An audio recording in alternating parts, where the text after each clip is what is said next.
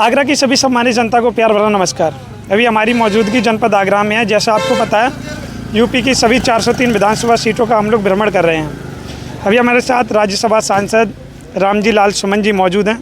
आज जानेंगे समाजवादी पार्टी का कैसा रुझान रहेगा। आगरा में आगमन हुआ है और सभी चर्चाएँ करेंगे 27 के चुनाव के बारे में, समाजवादी पार्टी का कैसा रुझान रहेगा। सर बहुत बहुत स्वागत। धन्यवाद। कुल मिलाकर के पूरे देश में तबाही का मंजर है। समाज का कोई वर्ग ऐसा नहीं है जो इस सरकार से खफा न हो, नाराज न हो। अभी आपने देखा, दलों की सीमाओं से भी अलग हिंदुस्तान के छात्र और नौजवान आंदोलन कर रहे हैं और उनको लगता है कि सरकार के हजार वादे करने के बाद भी उनकी रोजी रोटी का ये समस्या हल नहीं हुई है।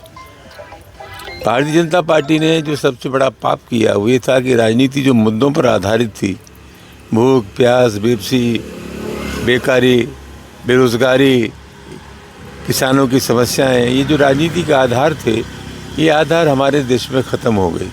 और कुल मिला के जाति और धर्म के नाम पर भारतीय जनता पार्टी ने समाज को बांटने का काम किया। मुझे ऐसा लगता है लौट करके जनता फिर उन्हीं सवालों पर मतदान करेगी।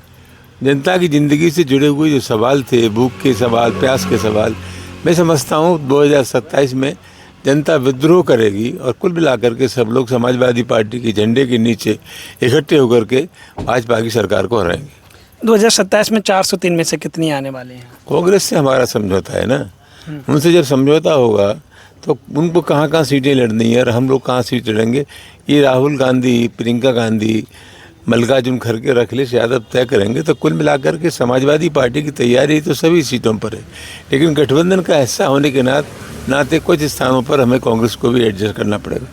सर एक बात और है, बातचीत करी जाए तो आगरा में समाजवादी पार्टी कहीं ना कहीं कमज़ोर रही है। आखिरी के 10 साल अगर जोड़े जाएं, पहले कमजोर रही होगी, लेकिन अब समाजवादी पार्टी कमजोर नहीं, अभी नहीं। 27 के चुनाव में 9 में से कितने?